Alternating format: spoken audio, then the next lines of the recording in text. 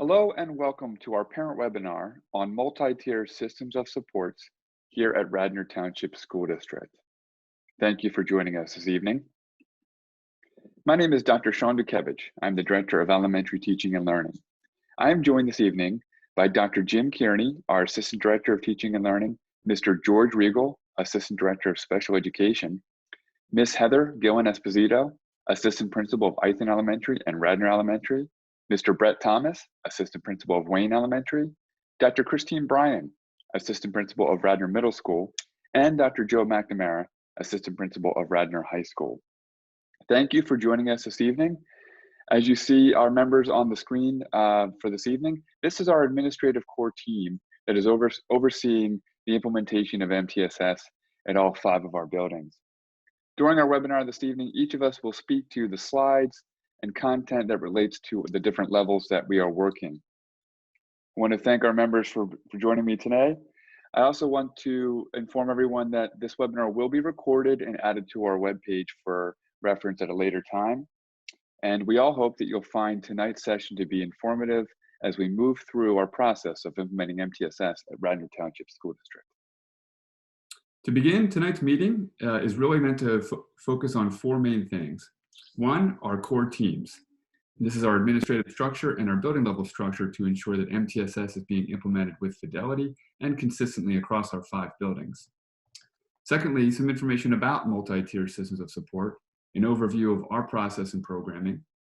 Then our implementation plan at Radnor and each level of the school district, from primary, elementary, middle, and high school. And then finally, our next steps and work for the current school year and beyond regarding MTSS. As I mentioned, we have several layers of our core team.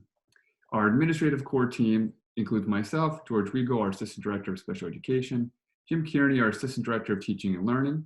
Moving along to our building level core team, which includes our assistant principals at both the elementaries and the middle and high school, Heather Esposito, Brett Thomas, Christine Bryan, and Joe McNamara. And then at each building, there is a team as well that helps to facilitate MTSS. That begins with our MTSS facilitators and instructional coaches, our counselors, our psychologists, and of course our teachers at each building. Collectively, these teams work very closely together to ensure that MTSS is being done with fidelity and consistency in a systematic approach across the 5 buildings. Of course, MTSS relates very well to our district mission, our vision, and our core values. Radnor Township, our mission, of course, is to inspire all students in the love of learning and creating, and to empower students to discover and pursue their individual passions with knowledge, confidence, and caring to shape the future.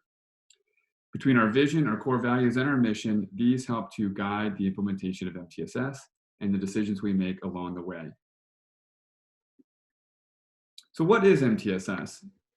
Simply put, MTSS is a system of supports defined as a comprehensive systems of supports that in the Commonwealth of Pennsylvania includes standards aligned, culturally responsive, and high quality core instruction, universal screening, database decision making, tiered services and support, family engagement, central building level leadership, and RTI SLD determination and professional learning.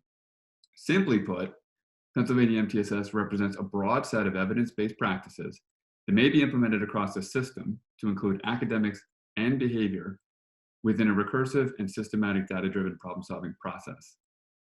By and large, it is intended to support the growth of all students, and that is the purpose of multi-tier systems of support. This time, I'm going to turn it over to George Riegel, our Assistant Director of Special Education. Thank you, Sean. So this graphic on the slide really represents a visual of the system. So what you'll see here, unlike RTI, which is response to intervention, MTSS aims to meet students where they are, rather than wait really to just respond to those intervention needs. Additionally, it also supports students with both enrichment opportunities as well as those intervention opportunities. Additionally, MTSS encompasses not only academic support, but also social, emotional, and behavioral support. That's a key piece of MTSS. And this braided effect, the meshing of those supports and strategies, helps all staff better meet all students' needs. How that's accomplished is through a prescribed plan for each student at every tier. Now, while we're on this slide, I'm going to go through some examples of what some of those tier supports could look like. So tier 1, which is your core instruction and differentiation, is delivered to all students. So all students in Radnor receive that core instruction. An example is in tier 1 instruction would be making meaning and being a writer at the elementary level, and some of the curriculum within our secondary courses.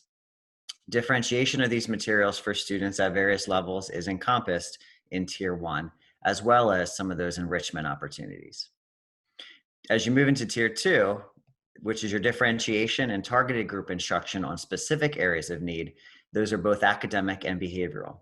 An example of tier 2 support at elementary level could include guided reading groups, homogeneous groupings of students to address a specific targeted deficit area, or even mixed groups of students from various classes to support a need across that grade level. And we'll talk a little bit more about that as we move through tonight.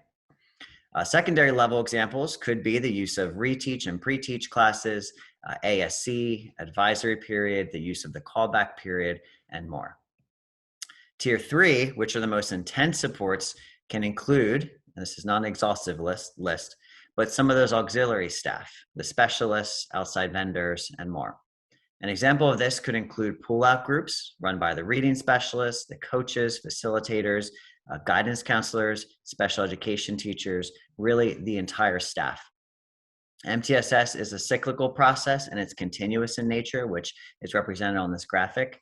And there's more to come on that as we continue to dive deeper into this model.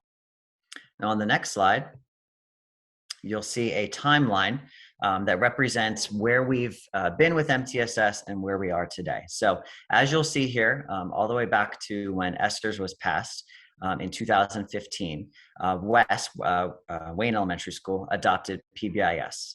Right? So that was the beginning of some of those MTSS tiered supports. And as you move through that timeline, you'll see that Radnor has explored at various levels MTSS using a variety of vendors. So in 2015 and 16, you'll see the RTSD equity and core instruction. We began an investigatory study, and some of those supports have been implemented since then. 2016 through 2018, Radnor Middle School investigated MTSS, and that was through the Delaware County Intermediate Unit. 2018 and 19, we investigated MTSS, continue to investigate MTSS, but more as a district level. And then in 2018 until now, all of our buildings have really moved towards that MTSS model. What you'll see here on this timeline as well is that there's both academic and behavioral supports that have really been explored. MTSS then became a board goal, and we've moved in that direction over the past 2 years to formalize what we're beginning this year as our first year of implementation, K-8. And we'll talk a little bit differently about high school in a second. But as we move forward with this process, K-12, this core team is really responsible for making sure that that stays consistent and we implement with some fidelity, of course, but with some consistency across all buildings. And at this time, I'm going to turn it over to Jim Kearney.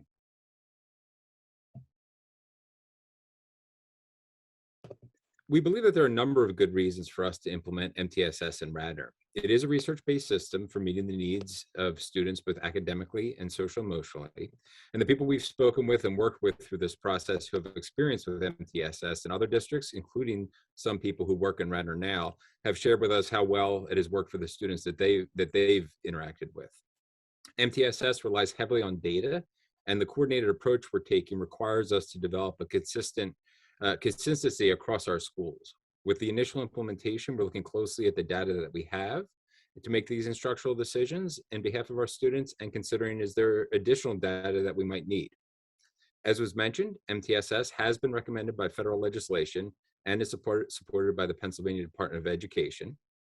MTSS helps us coordinate many of the research-based programming and instructional approaches that we're already using and should help us be even more purposeful about how we're using those programs for students.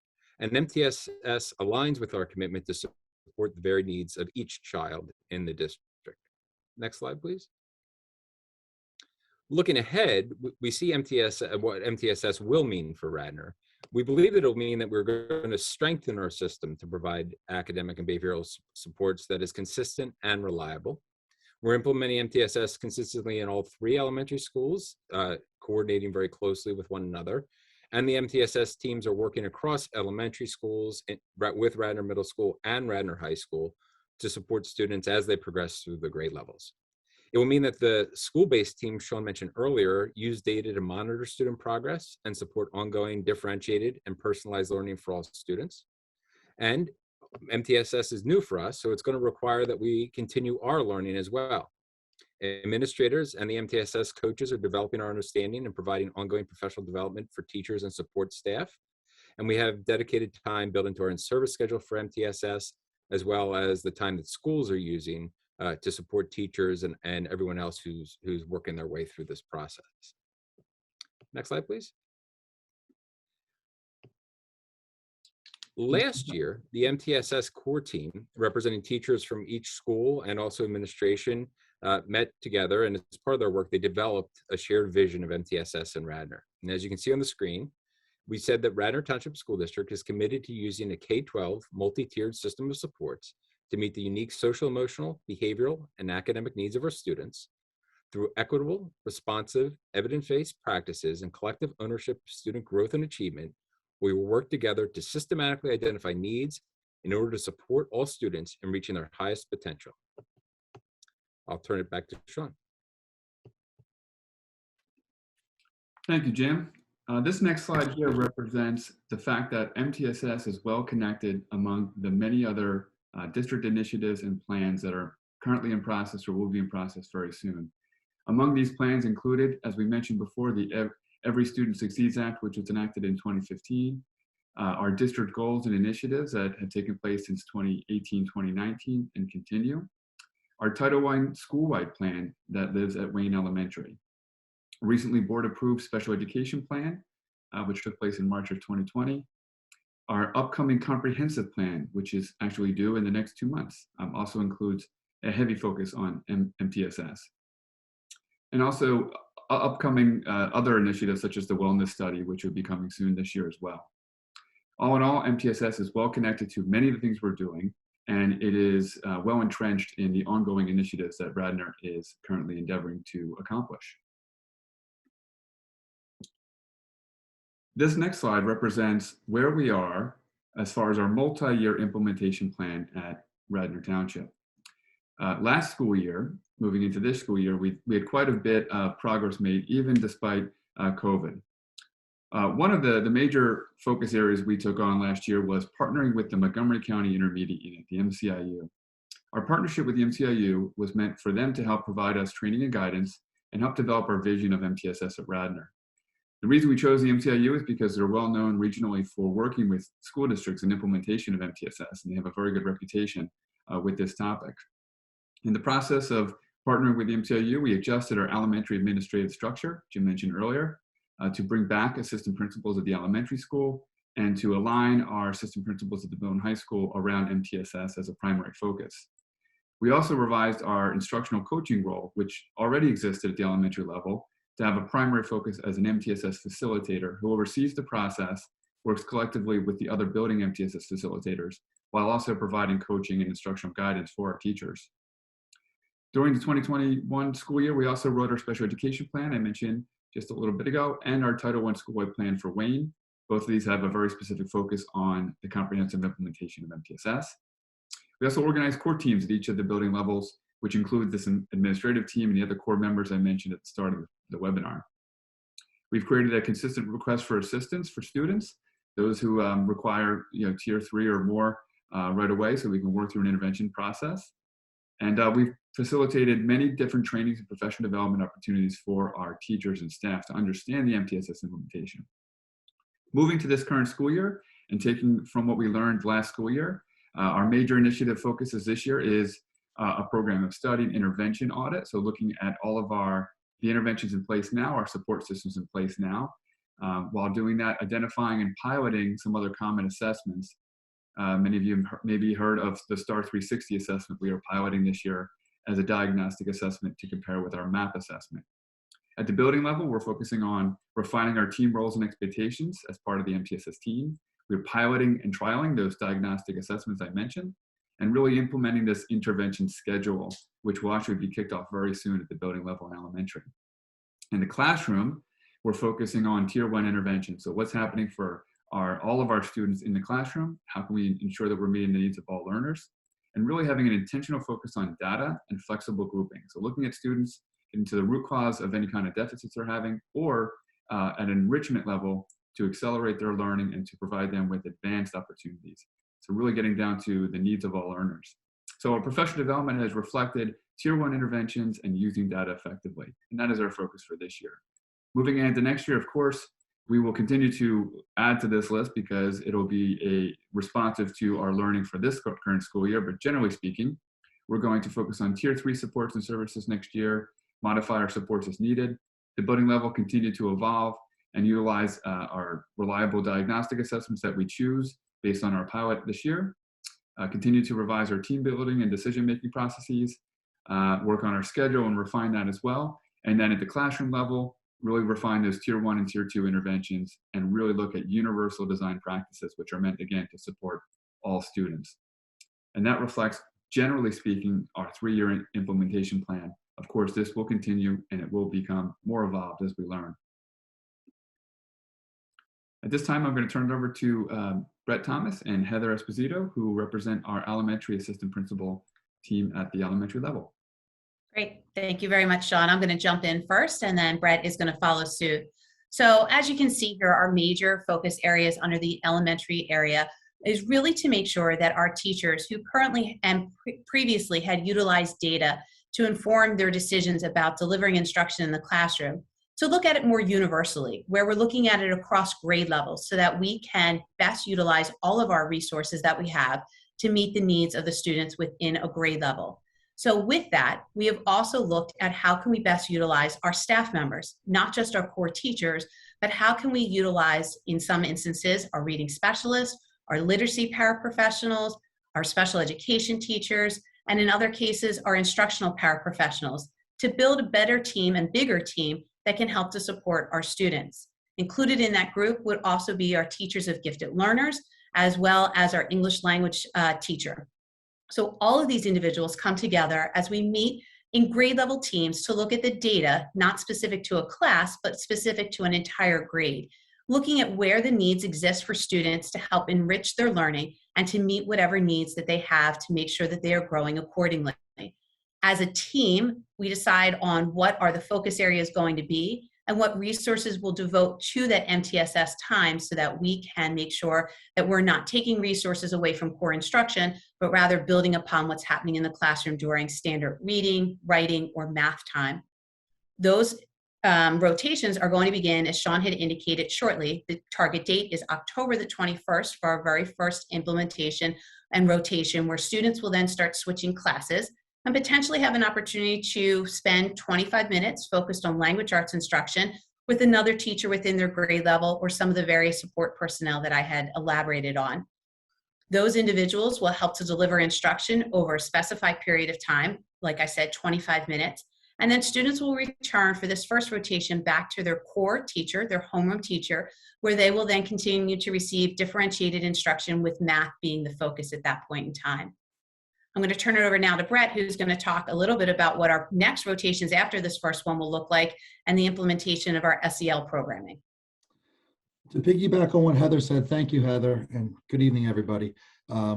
This team here spent a lot of time this summer focusing on implementation processes and procedures and changes. And this involves everything down to the building schedule, adding time to morning meeting to incorporate an SEL program. And the curriculum that we landed on is called Second Step. Many areas or many school districts in the area use Second Step as an SEL curriculum. It's a scripted program. And I think that you'll find at the elementary level, some of your children will come home and talk about their Second Step lessons. Within what Heather also talked about was how we look at data and how we're going to gather data for that second rotation that she alluded to. Sometime in December, early on, when we have our math data and we're doing some more follow-up testing to see where we are going to look at drilling down into specifics about that data and how to group kids. What we will look for is themes For example, our 4th grade team, as we were looking at data for ELA, noticed that genre was an issue that continued to pop out. So what we've targeted is a specific group of students who struggled in that area of ELA, and they will group together with a specific teacher for that intervention period, which is 6 to 8 weeks, where they will specifically focus on areas that support learning genre. For math, at Wayne Elementary School this year, we're piloting a program called Reflex Math with 2nd grade and as a Tier 2 support. As Heather and Sean have both alluded to, Wayne is a Title I school, meaning Title I is a school-wide program. We qualify for that support for everybody. So we have the luxury of having a math support person in addition to all of the other support people that Heather had outlined. Really, again, coming back to the focus this year is strengthening our practice and strengthening our structural focus in Tier 1. That's been a big focus of how do we bring up our average learners and find those specific areas of need that we can target, drill down, and hopefully have successful interventions where we move on to a next rotation. So we're constantly looking at new data, evaluating, and doing what's best for kids.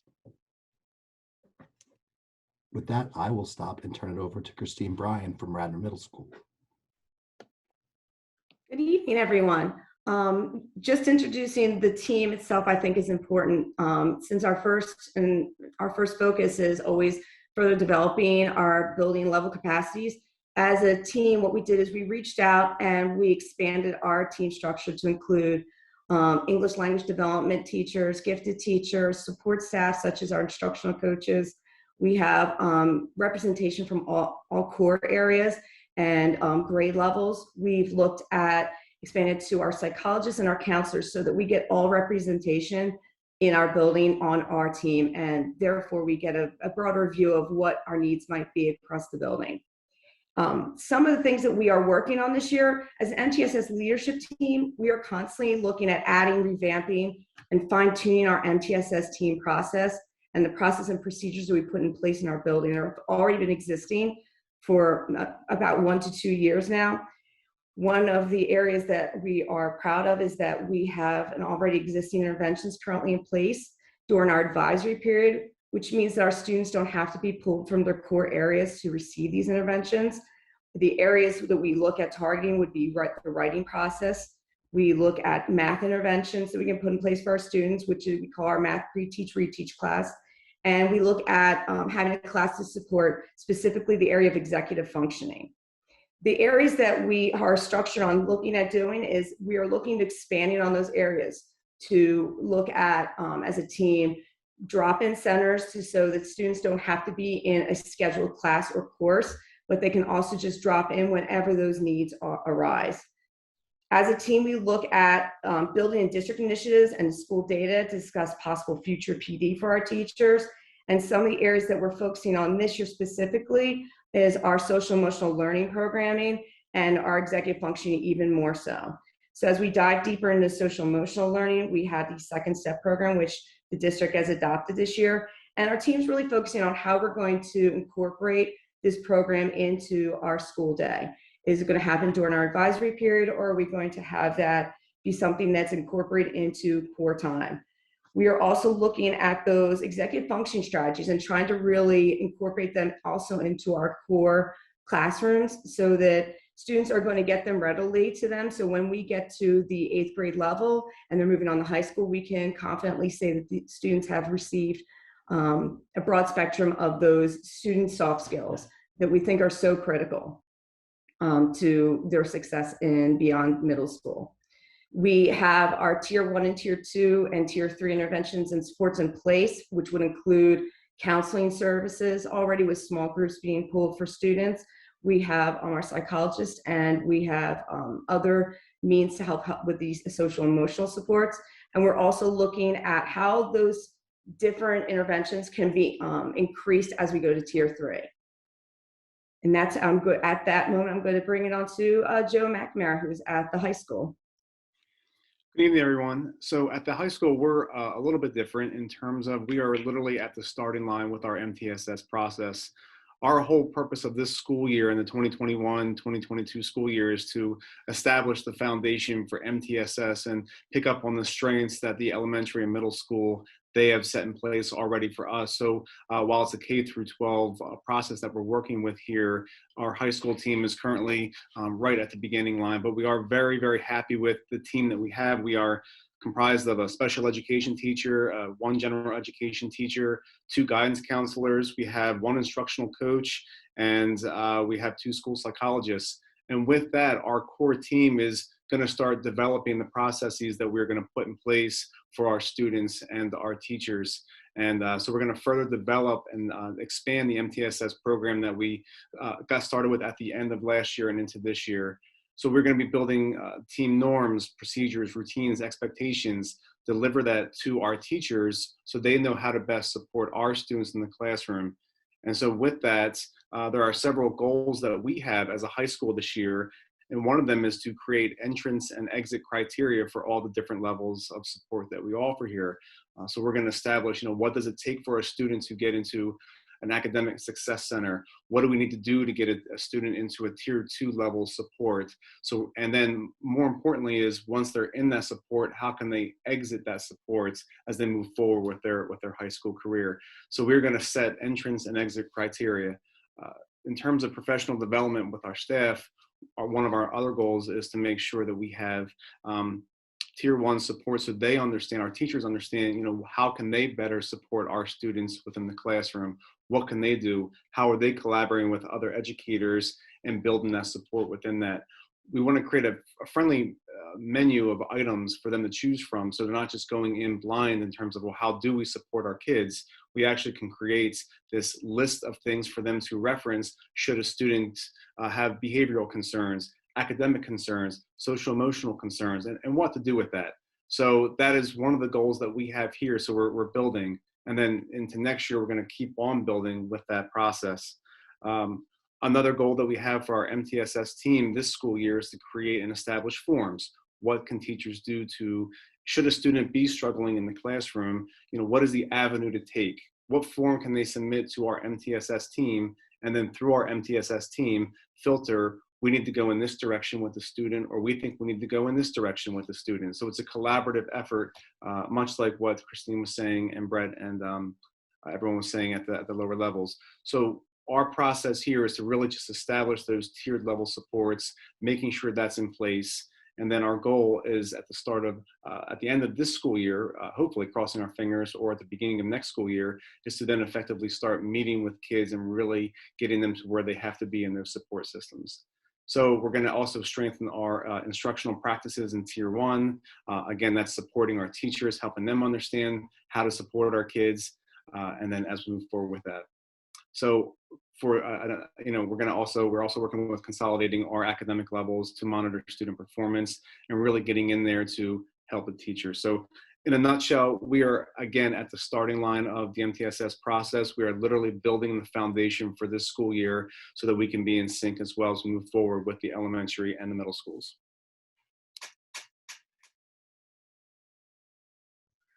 All right. Thank you, Joe. So as a parent, some of the more important things that you should be aware of are on this slide.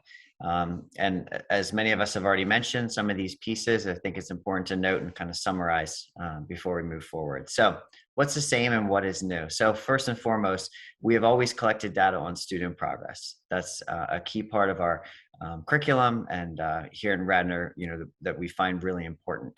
We want to make sure that we have the pulse on students at all times in those areas. However, as some of the principals have already mentioned, data is being used a little differently. So whereas before the teachers really used that data to drive classroom instruction, to find those gaps and to drive classroom instruction, you're now looking at a little broader scope. So we may be using those cross class flexible groupings to really hone in on those targeted needs. Another piece is that our teachers are wonderful in notifying parents. Parents are notified of student supports that are provided, whether that be through special education or through what formerly was RTI or IST processes. However, this year, what we've worked on, K-8 and high school, as Joe mentioned, will follow suit at a later date. Parent notifications will be sent to students, formal parent notifications will be sent to students receiving tier 2 and tier 3 services. and specific to the area of need that is identified. So we feel it's very important to include those parents through that notification process. And of course, that then drives those conversations in future conferences. And as we're mentioning, through those cycles of interventions throughout the school year. Third, what's the same is students are grouped by classroom teacher to support instruction. We did have some grade levels in previous years do cross class groupings, but all students at the elementary level will be flexibly grouped and may switch classes for a portion of that MTSS period to receive targeted instruction. That's a really important change to note. Your student may come home and say, I had a different teacher, so you want to make sure that you're aware. Rounding up, students received related services within a defined block of time each week. And previously, as you'll see that last point, that was called the intervention and enrichment period. So there's related services, typically special education services such as speech, OT, PT, hearing, counseling, a number of other things were all received during that I&E period, an intervention and enrichment period. This year, elementary moved to a 6-day cycle, so we had to think creatively about how those services would be implemented. So related service providers this year will work with their staff, with the teachers, to identify the most appropriate time for each student to receive their services. It may still be during that period, formerly I&E, which is now called MTSS time. However, it may be at another defined time that's agreed upon and what they feel is best for those students. All right. The next two slides go over second step. So this was mentioned previously and something we are very excited about. At a former presentation, a curriculum committee meeting, we had presented that K-8, we would recommend moving forward with a program called Second Step. And this is really to support that area of social emotional learning. It is a resource. It does provide instruction in the social and emotional learning, and it's grouped by units, which we'll go over in just a second. But those units are learning, empathy, emotional management, friendship skills, and problem solving. It also has a strong component for families. So as the students, and Brett mentioned this, as they get into these lessons, you may see resources being sent home, information sent by teachers, and it's really important that you as families support those same skills as we move through those lessons throughout the school year. And these are already built into systems that we have, such as morning meeting, PBIS model at Wayne Elementary, responsive classroom at Ithan Elementary and Radnor Elementary, and it is evidence-based and it's research. So it's really important to note that. As a district K-12, and as the principals mentioned, we are looking at how to best implement this, either on a cycle day or as Dr. Bryan mentioned, through other means at the middle school. But it is a tier 1 support. This is a support for all students in the area of SEL and provides some commonality between all the levels. On the next slide, it does break it down then into the units. So second step touches on 4 key strategies to reinforce skill development. And this is a model that's provided throughout the entire program, the entire year at every grade level. So there's consistency as the students move up. There's a brain builder games that are built into this, weekly theme activities, reinforcement activities, and then of course home links, as I mentioned. It then gives the teachers a script to follow really throughout the week. And I believe there's 24 lessons for the school year. So it's really a week that you're spending on each of these. Day 1 could contain a script and a main lesson. Day 2 includes a story and discussion. Day 3 and 4, practice activities in small and large groups. And day 5, they include a book that's connected to the overall unit theme. There's progress monitoring and screeners, universal screeners that are kind of built into the program. They're not anything that's officially documented, but the teachers have a lot of observational tools that they can use to see whether the students are meeting each of these targeted areas. So we're excited to move forward with Second Step K-8. We have talked over the past couple years, especially as we expanded our teams, this was a needed step for Radnor, and especially K-8, building that consistency as they move up grade levels with some of that common language and that tier 1 approach.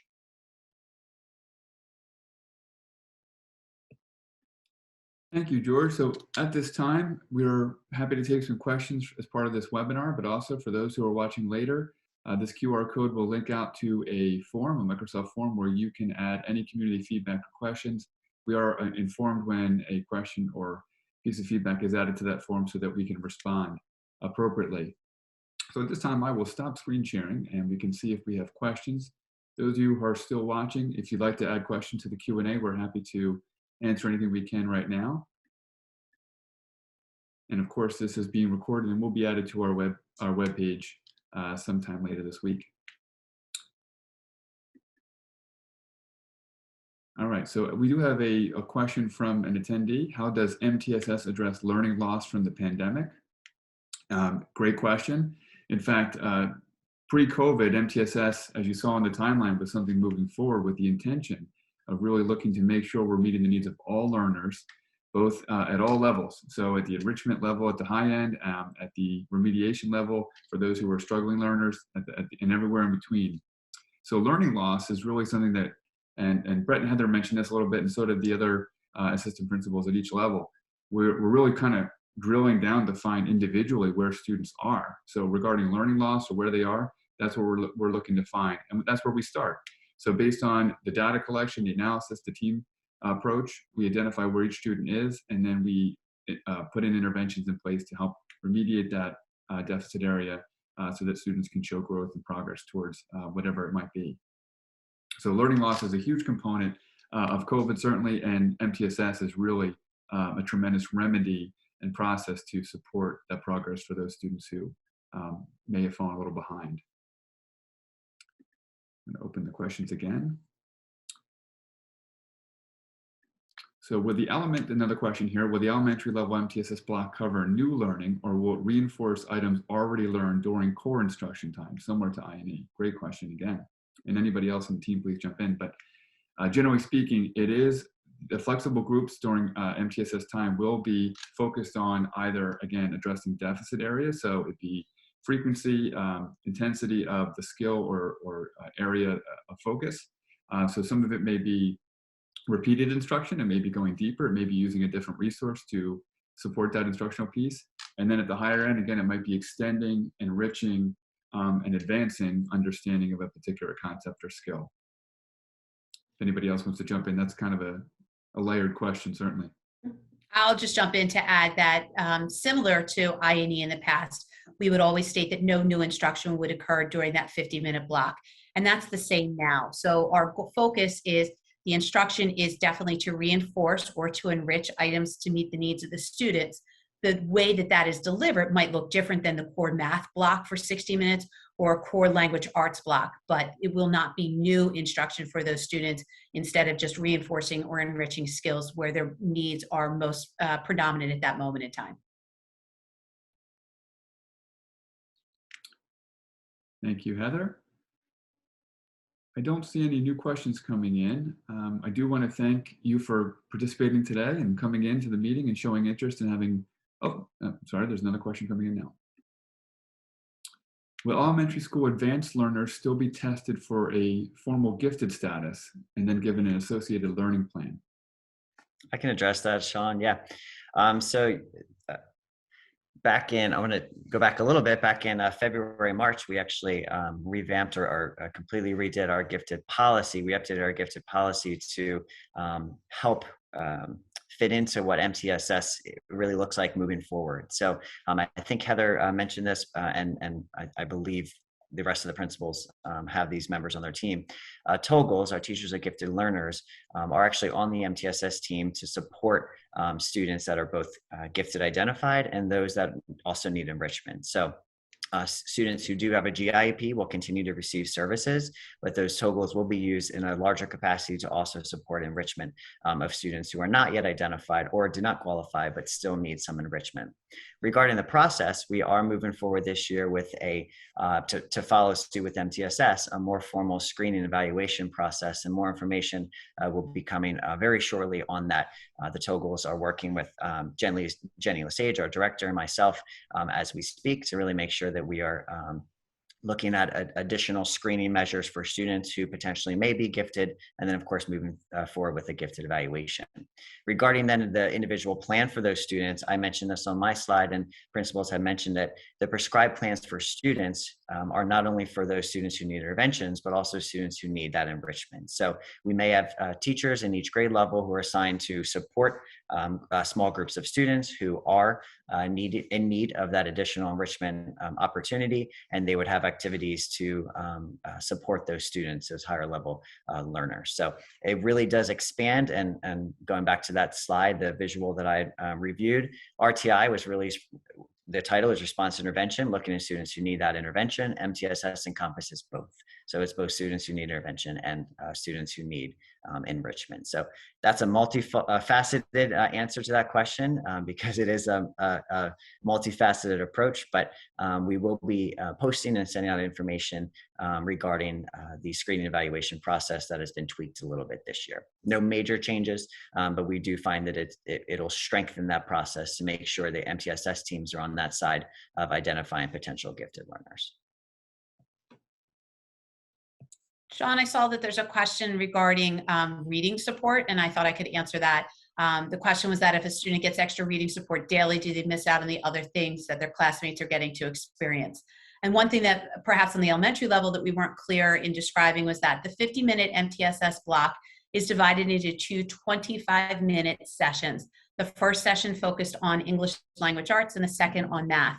So our goal is that students who need to see the reading specialist will go out of their classroom and see the reading specialist or a literacy paraprofessional during that language arts block. When that is not an opportunity based off of scheduling between the reading specialist and the student and the classroom teacher, we then make sure that the students aren't, quote, missing anything, but that we're meeting their needs that are most identified at that point in time. So we really try to keep language arts work in that first 25-minute block and the math work in the second 25-minute block to ensure that students aren't missing out on any other experiences within their classroom. I'm happy to jump in and answer the question below that about the sources of data. Yes, nailed it. MAPS tests, chapter tests, Fontits, Pinnell. We also look at some PSSA data, and we look at the whole picture of what we have. We are actively exploring at the elementary level better math data tools.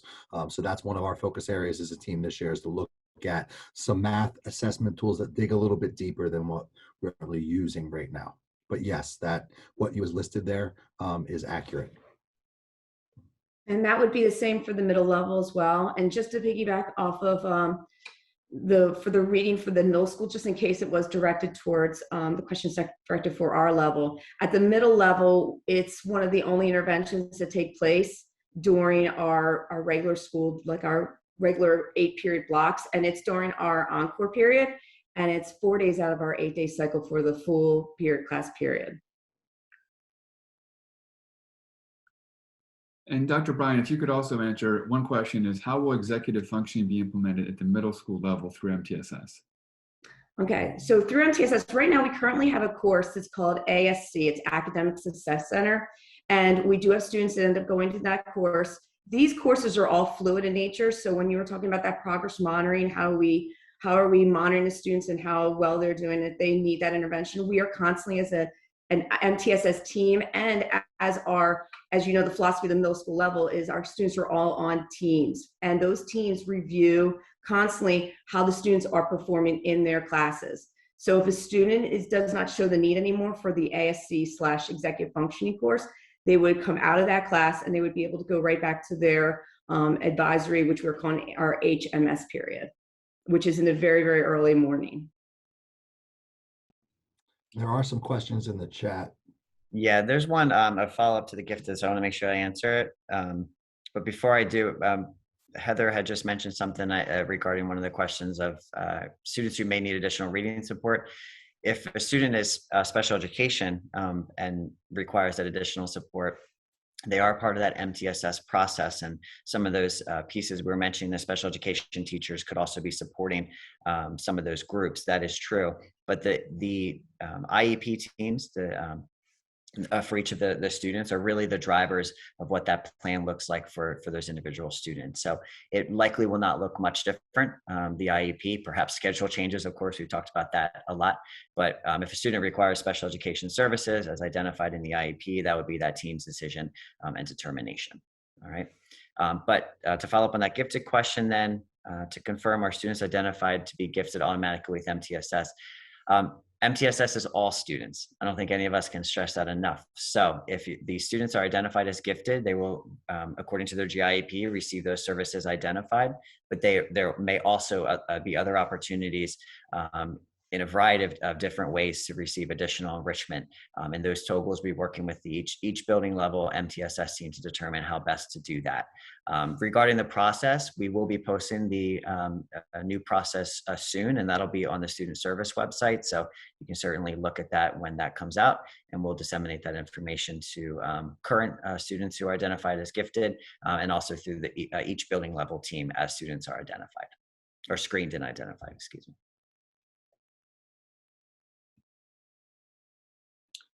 I know there's a couple other questions here in the chat.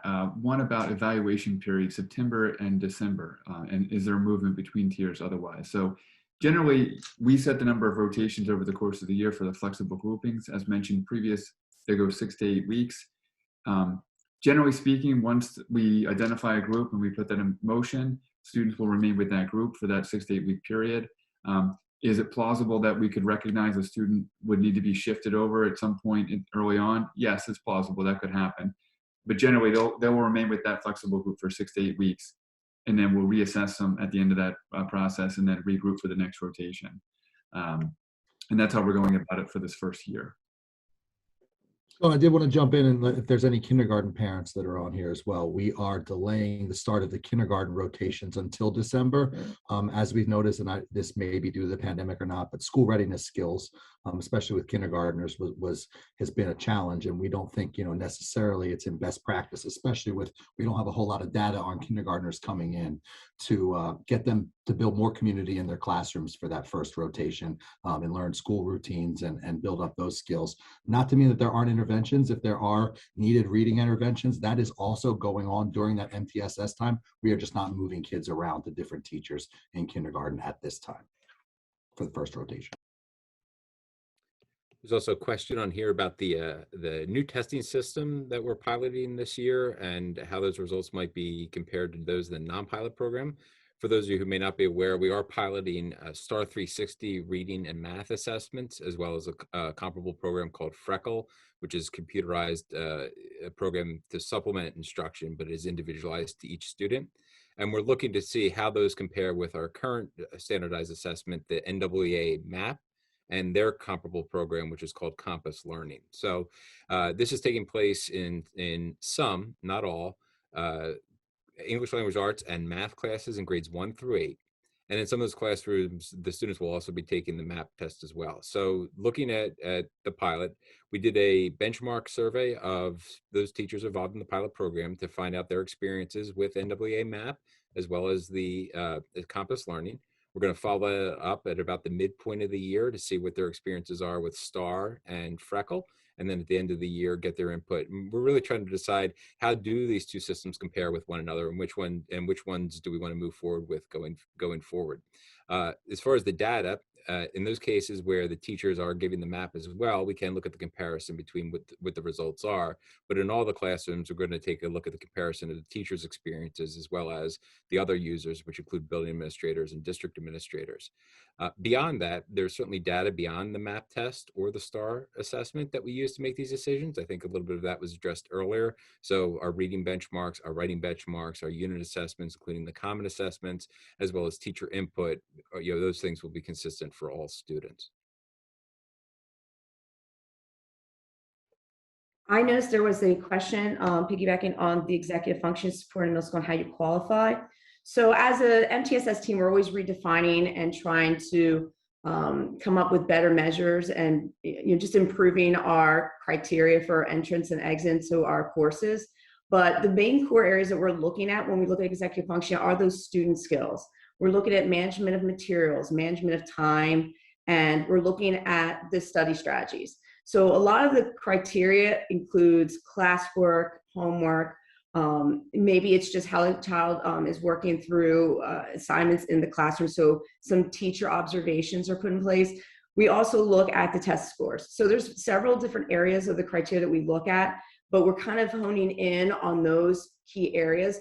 One area we're looking to focus on this year as a team is how do we incorporate those skills into our core area to make sure that those kids really grasp those areas. So they may not actually need to go into, say, an ASC class or Academic Success Center, but they can actually get those throughout their core classes throughout the day. So we have consistency. So it's the materials management, time management, and the test strategies. And the one area that we want to piggyback on that for our core area is goal setting, because we think it's really important for kids to understand who they are as learners and what are their goals for moving forward and what do they need to work on or what are they good at, so they know themselves and get to know what their strengths are so they can work to even further improve themselves. I love this question. From numbers perspective, would you say majority of students within each class fall into a particular tier? I see a lot of head shaking. No. So no student lives in a tier at any time. So I'll describe it this way, and team, anyone can certainly chime in. Students all receive tier 1 instruction. So tier 1 instruction is the core. What then you look at is those individual needs, and you're looking at giving those students more. So intensity, perhaps frequency, and even some of those pull-out services if it's a greater need. And by doing that, the students are not missing any of that tier 1 instruction. In fact, they're getting that tier 1 and tier 2 instruction. Students who are in tier 3 are getting tier 1, tier 2, and tier 3 in some fashion. So you're really looking at increasing their supports in a variety of different ways through either intensity, use of different resources, or different personnel. But most importantly, as everyone I think has mentioned, is that students do not remain stagnant. So the point of flexible grouping and looking at rounds of interventions, not interventions throughout the entire school year, is that you're looking at each particular area, as mentioned, math, reading, writing, executive functioning, SEL, all those areas. And you're looking at what students fit in terms of what support they need in each of those areas. So a student may need tier 2 support in ELA, but may not need a tier 2 support in math. For example, that child may need a tier 2 support the first round, but based on benchmarking data, that support has increased their levels and they're kind of back on track or where we want to be with those target areas for that next cycle, and they may not need that tier 2 support at that time. So from a numbers perspective, we're looking at it throughout the school year at each round of testing and benchmark assessments, and those other assessments we're utilizing those data points. And we are seeing what students need, what tiered levels of support within each area. But it's really important to keep in mind that no student lives in a tier. It's flexible throughout the entire school year, and it really is flexible for each period that they're receiving that support, as mentioned, ELA, math, writing, executive functioning, things like that. So the teams, not us, we're included, but the teams, the facilitators and the MTSS teams are looking at that data from grade level, even building level, and then of course specific to each classroom, and then working together to identify what interventions might be needed, as well as what enrichment activities might be provided.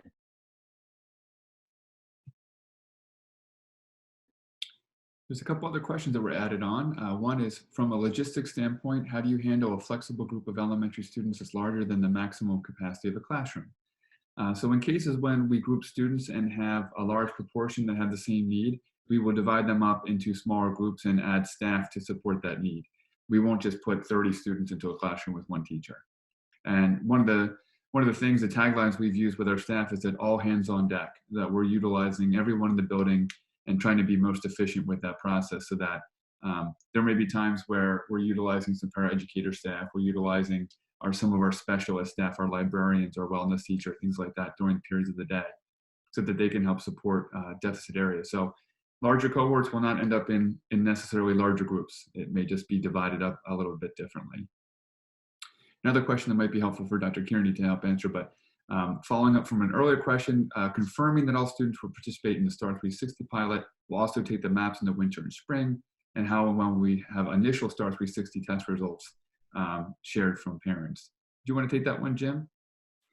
So at the middle school is planning to administer the MAP test to all those students at the middle school in the winter and spring, including those who are part of the STAR 360 pilot. At the elementary school, currently we're not planning to administer MAP to all of those students, but we may administer particularly the math MAP to some of those students. And currently our conversations are surrounding informing parents about those test results after the second administration. And I believe the last question I see in the chat was how often parents will be updated of their child's progress. In a similar fashion, this could happen any day of the week. Parents have the option of obviously corresponding with their teachers to get a sense for where their students are. We're going to continue our regular rotation of when progress reports are issued.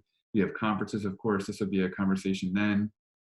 Even though your child may have a different MTSS teacher for different periods of the time, does not mean that you can't have a meeting or discussion with them and get a sense for what they're doing. By and large, it'll be largely the same as we've had before. And we're going to continue as part of our process this year to look at how we communicate some of the new data that we're trying to uncover and find that best meets the needs of our students. And I believe those were the comments that are in the chat and Q&A, unless I've missed any. I am going to also add a link in the chat for our MTSS webpage, which will provide more information and go kind of repetitive into what we shared today. This recording will also be added to that webpage for those who want to go back and watch this again. At this time, I think on behalf of our team, thank you so much for joining us tonight. Hopefully this was informative. And we're looking forward to a great implementation, not just this year, but for the few years ahead. And we appreciate your partnership in the process. Have a great night.